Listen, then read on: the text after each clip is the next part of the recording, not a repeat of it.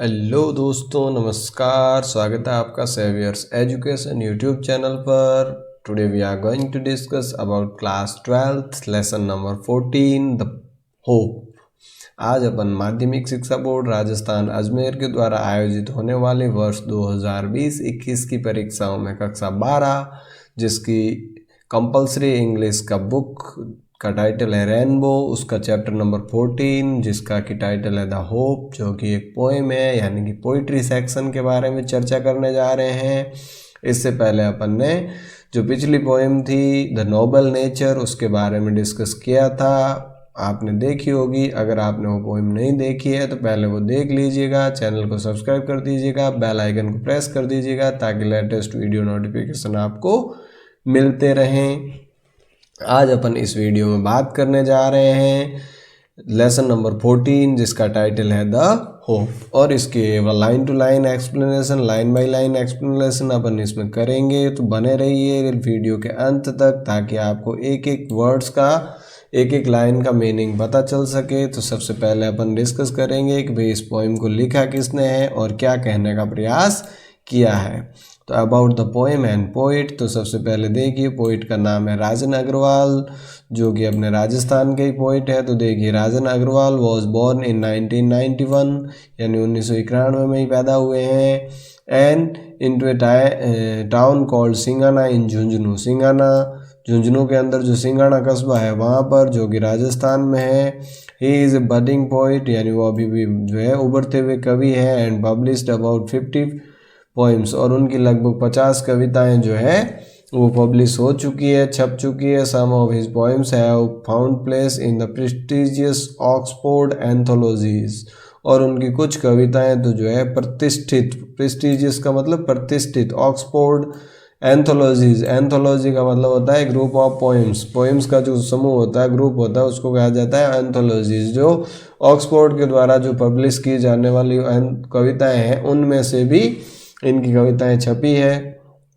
Presently he lives in Udaipur, अभी वो उदयपुर में रहते हैं। The theme of the poem is hope, और इस कविता की विषय वस्तु जो है वो है होप यानी कि उम्मीद।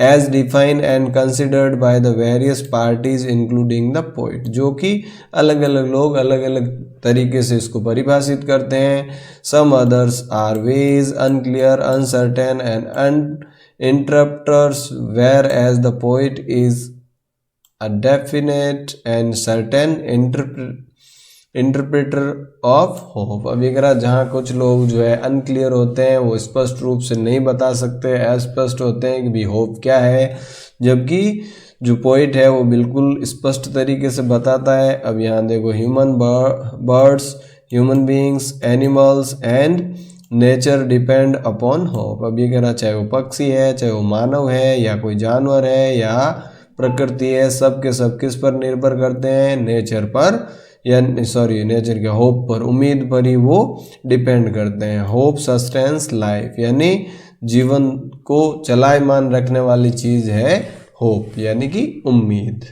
तो उम्मीद करता हूँ कि आपको ये होप के बारे में जो पोएम है ये समझ में आई है। अब देखो पोएम का लाइन बाय लाइन डिस्कस करते हैं कि इसमें क्या कहने का प्रयास किया गया है। तो सबसे पहले देखिए, hope is given different names, hope का मतलब आशा या उम्मीद। तो होप इज़ गिवन यानी आशा को दिए गए हैं डिफरेंट नेम्स, अलग अलग नाम।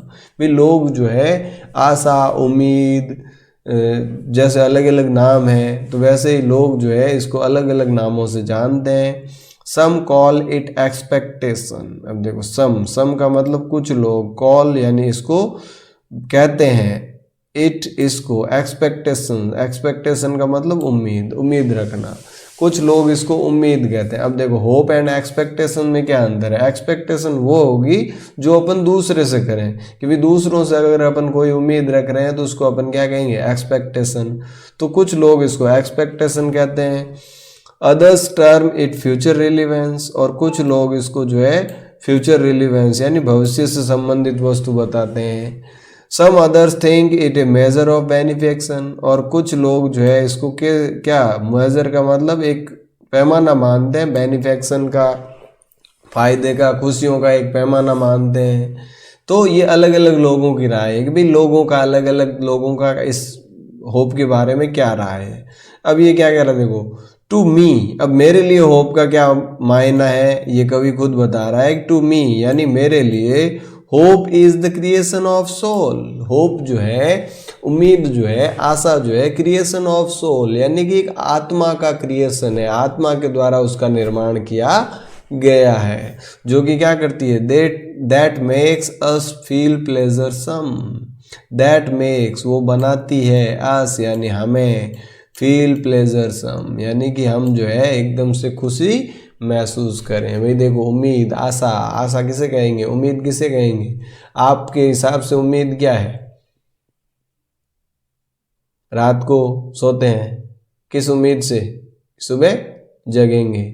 हमेशा टाइम टेबल बनाते हैं किस उम्मीद से, कि जीवन में आगे बढ़ेंगे। तो ये चीज़ें क्या है, ये उम्मीद ही तो है जिसके ऊपर हम जिंदा हैं। तो कवि के लिए जो है होप यानी उम्मीद का मतलब क्या है, एक क्रिएशन ऑफ सोल जो कि खुशी प्रदान करती है। एंड लीव विद एंथुजियम, और उसको जो है उत्साह से भर देती है। एंड ग्लो, और खुशी से भर देती है।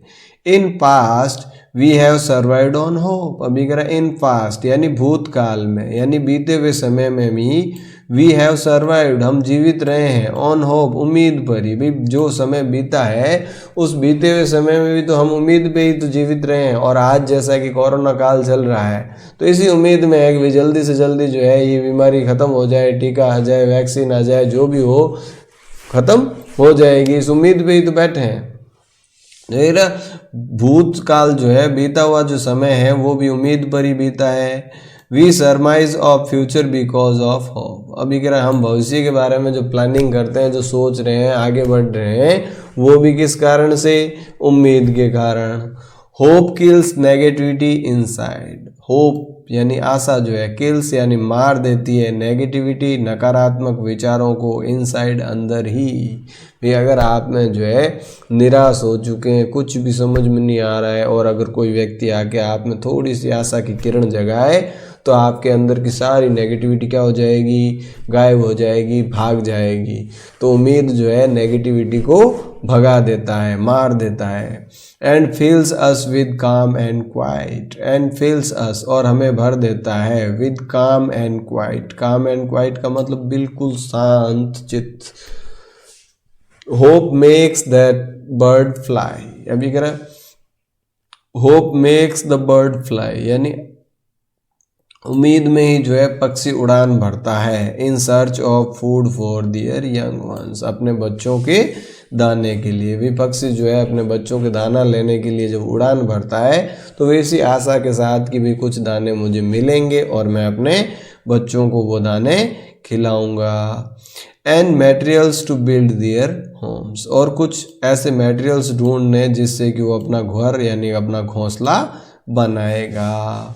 It is the hope that makes a bird stay on the branch and Bloom. अभी कह रहा है इट इज़ द होप, ये आशा ही है, ये उम्मीद ही है, दैट मेक्स ए बर्ड जो कि बनाती है, बर्ड, बर्ड का मतलब कली, एक कली को, स्टे ऑन द ब्रांच वो उस शाखा पर बनाए रखती है, एंड ब्लूम और खिलने दे रही है। भी कली को भी तो ये उम्मीद है कि एक दिन वो जो है बड़ी होगी, खिलेगी, उसमें से भी फूल निकलेगा। इसी उम्मीद में जो है वो शाखा पर लगी रहती है। Trees lose their leaves with a hope that one day it will be laden with green hues. Trees यानी पेड़, लूज दियर लीव्स अपने पत्तियों को छोड़ देते हैं, विद ए होप इसी आशा के साथ, दैट वन डे कि एक दिन, इट विल बी लेडन यानी ये भर जाएंगे, विद ग्रीन ह्यूज हरे रंग से। भी पेड़ भी पतझड़ की जब मौसम आता है, पतझड़ ऋतु में पेड़ों की पत्तियां झड़ जाती है, तो ये कह रहा है पेड़ भी जो है इस उम्मीद में अपने सारी पत्तियां गिरा देता है कि एक दिन जो है वो वापस हरा भरा हो जाएगा। Hope enlights the life's gloomy thoroughfares and makes us feel the freshness and warmth. अभी कह रहा होप यानी कि उम्मीद जो है, इनलाइट्स का मतलब जगा देती है, द लाइफ्स ग्लूमी थोरोनेस जो थोरोफेयर्स, जो जीवन के अंदर जो ग्लूमी थोरोफेयर्स है, यानी कि जो नकारात्मक विचार है, जो उदासी है, जो बेचैनी है, जो निराशा है, उसको भी जगा देती है, आशा में तब्दील कर देती है। एंड मेक्स अस फील, और हमें ये एहसास करवाती है द फ्रेशनेस एंड वार्मथ, एकदम से गर्म जोशी का और तरोताज़ा होने का एहसास करवाती है। ऑफ द डेज अहेड, और जो डेज अहेड का मतलब वो दिन जो आगे आएंगे, यानी कि भविष्य में, फ्यूचर में। Hope makes life go on, वो आशा ही है जो जीवन को निरंतर आगे चलायमान रखती है। Life is a derivative of the function called hope, अभी कह रहा लाइफ जो है, जीवन जो है, ए derivative of the function called hope, यानी कि वो आशा के ऊपर ही टिका हुआ है, आशा के, उसको उम्मीद है, उम्मीद के ऊपर ही जो है अपना पूरा का पूरा जीवन टिका हुआ है। जीवन की सिक्योरिटी जो है वो क्या है, आशा ही है। Hope is the prime excellence, और होप जो है, आशा जो है, वो प्राइम एक्सीलेंस यानी सबसे ज़्यादा श्रेष्ठ चीज़ है।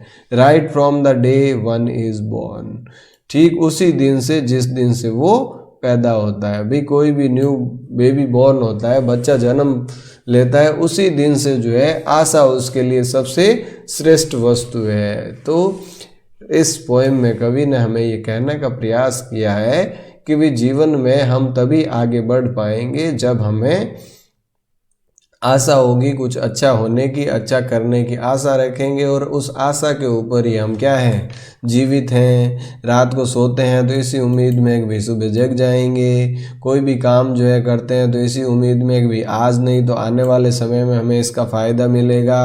अपन पढ़ाई भी कर रहे हैं तो इसी उम्मीद में कि भाई आने वाले समय में हमारे सारे सपने सच होंगे, और हमारे ही नहीं, जो हमारे माता पिता ने, गुरुजनों ने, जिन्होंने भी जो है हमारे उससे उम्मीद कर रखी है, उनकी उम्मीद को पूरा करेंगे। तो उन्होंने भी आपसे उम्मीद रखी है, आपको भी है पूरा विश्वास कि आप उनके सपनों को साकार करेंगे, अपने सपनों को साकार करेंगे, जीवन में सफल होंगे, श्रेष्ठतम हासिल करेंगे।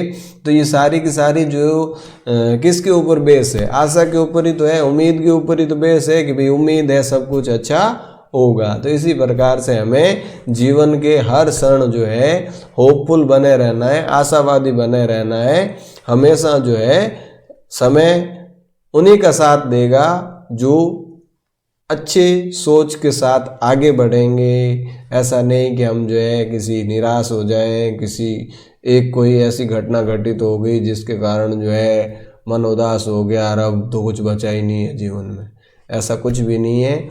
जीवन जो है वो आशा के ऊपर ही निरंतर चलायमान है, ये इस पोएम में बताने का प्रयास किया गया है। तो उम्मीद करता हूँ, मैं भी ये आशा करता हूँ कि ये जो आशा से संबंधित आपकी जो पोएम है ये आपको 100% समझ में आ गई है।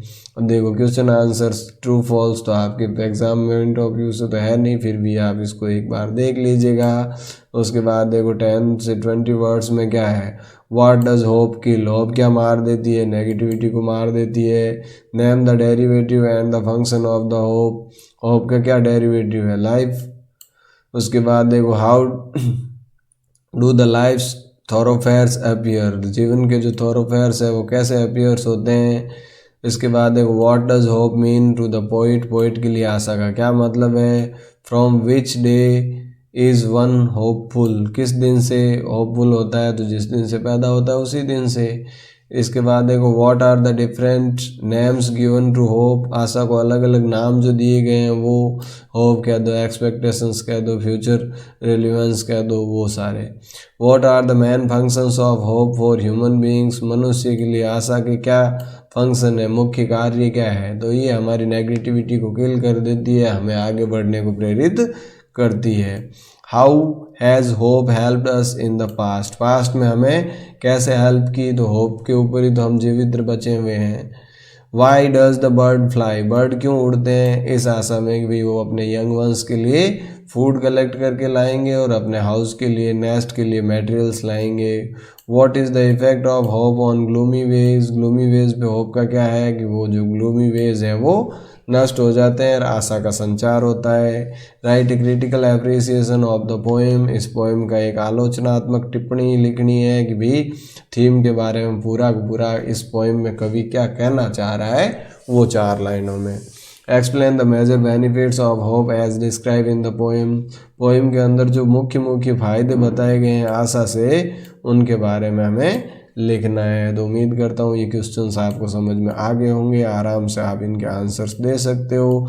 इसके बाद देखो कुछ लिटरेरी टर्म्स भी है जिसमें दे रखा है मेटाफर। तो मेटाफर क्या होता है, कंपैरिजन के लिए यूज़ होता है और इसमें जो है कोई भी लाइक या एज शब्द जो है वो यूज़ नहीं होता। जैसे ship is camel is the ship of desert, यानी ऊँट जो है वो क्या है, रेगिस्तान का जहाज़। तो वास्तव में जहाज़ नहीं है, लेकिन दोनों के गुणों के आधार पर तुलना हुई है कि भी जिस प्रकार से शिप जितनी आसानी से पानी में चल सकता है उतनी ही आसानी से कैमल जो है वो डेजर्ट में चल सकता है। इसी के बाद जो है आपको लाइफ इज़ ए जर्नी, यानी क्या है, जीवन एक यात्रा है। तो वास्तव में जीवन यात्रा है क्या, लेकिन जिस तरीके से जो है जीवन जी रहे हैं हम, कोई भी यात्रा करते हैं तो उसका कोई न कोई पड़ाव आता ही है, तो उसमें अपन चलते रहते हैं। तो इसी प्रकार से जो है जीवन भी क्या है, जीवन में भी अलग अलग मोड़ आते हैं, अलग अलग पड़ाव आते हैं और हम आगे बढ़ते रहते हैं। तो लाइफ का जो कंपैरिजन है वो जर्नी के साथ किया गया है, ये मेटाफर है। तो इस प्रकार से जो है मेटाफर में लाइक या एज शब्द यूज़ नहीं होता है और सिमिले में जो है लाइक और एज शब्द का यूज़ होता है। दोनों चीज़ें जो है, दोनों का प्रयोग कंपैरिजन के लिए ही किया जाता है।